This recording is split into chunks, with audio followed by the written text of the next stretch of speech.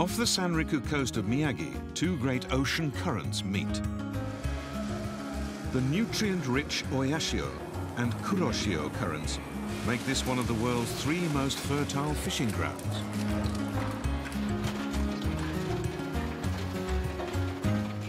For 40 years, GOTO Kiyohiro has cultivated oysters in the Tokura district of Minami Sanriku. The method used here is to suspend the growing oysters on lines attached to rafts. Oysters feed on plankton carried by the ocean currents.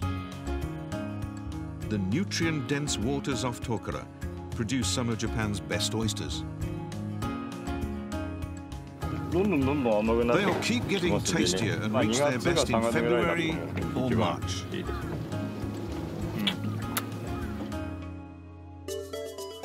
At one time, this bay was overcrowded with rafts as farmers kept trying to increase production. But the result was that the oysters didn't thrive and production actually declined. The sea here was becoming drained of nutrients, and the oysters weren't getting enough nourishment to grow properly. The reputation of our oysters got worse and worse, and even reached the point where buyers were saying they just didn't want Tokura oysters anymore. GOTO grew more and more concerned about the deterioration of the marine environment. And then in 2011, the Great East Japan earthquake hit this coast.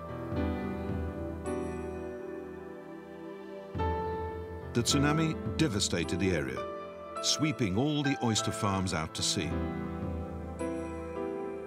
GOTO lost his house as well as all his oyster growing gear. Looking at the now empty sea, he came to a decision. When you've lost everything, you are left with a blank slate. This gives you the freedom to come up with new ways to do things. GOTO proposed that the Tokura oyster farmers drastically limit the number of their rafts. The goal was to reduce the burden on the environment and achieve sustainable production. The other farmers agreed and replaced the 1,000 rafts lost to the tsunami with less than 300. With fewer rafts, each oyster could now get all the nutrients it needed, and growth rates increased dramatically. It used to take 3 years of growth for an oyster to reach 15 grams. And now, they were weighing 20 grams after just 4 months. Even more surprising was how different the oysters became, so much plumper and tastier. And after all, as growers, our main goal must be to produce oysters for people to eat and enjoy. We're still thinking about how we can improve things further in future. As well as reducing the environmental burden, they're now producing twice what they did before the earthquake.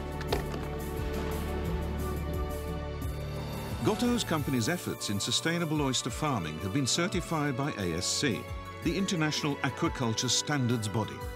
This is such a great example of how small-scale producers, rather than giant corporations, are now coming to realize that achieving sustainable aquaculture is something that benefits the producers too.